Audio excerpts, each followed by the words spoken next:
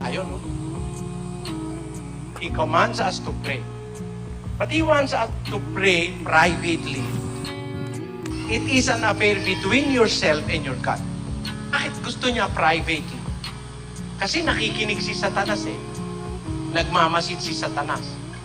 Kung nananalangin ka privately, walang maririnig si Satanas, hindi niya alam yung hinihingi mo sa Diyos, hindi niya alam yung balak mo. Wala siyang mailalagay na hindrance. Hindi naman kasi alam ni Satanas yung nandito eh. Ang nakakaalam nun, Diyos lang eh. 17:9 Gis ng Jeremias. Ang puso ay magdaraya ng higit kaysa lahat na bagay at totoong masama, sinong makaaalam? Akong Panginoon ay sumisiyasat ng pag-iisip. Aking tinatarok ang mga puso upang magbigay sa bawat tao ng ayon sa kani-kanyang lakad, ayon sa bunga ng kani-kanyang mga gawain. Sino raw nakakaalam ng puso? Ang Diyos. Di naman niya sinabing, sino nakakaalam? Akong Panginoon, saka si Satanas. Hindi naman sinabi. Siya lang eh.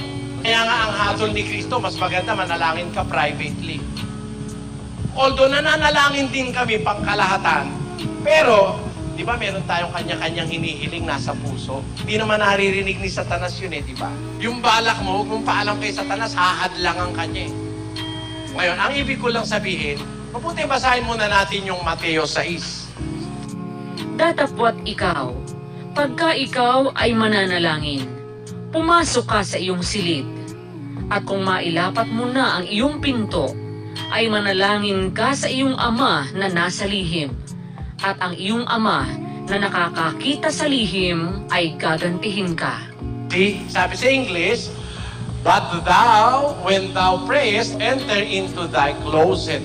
And when thou hast shut thy door, pray to thy Father which is in secret.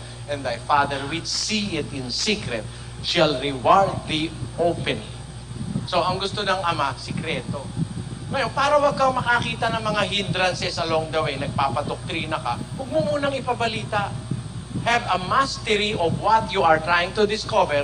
Pagka natapos mo na, saka mo balita. Ang Diyos lang ang nakakaalam sa puso.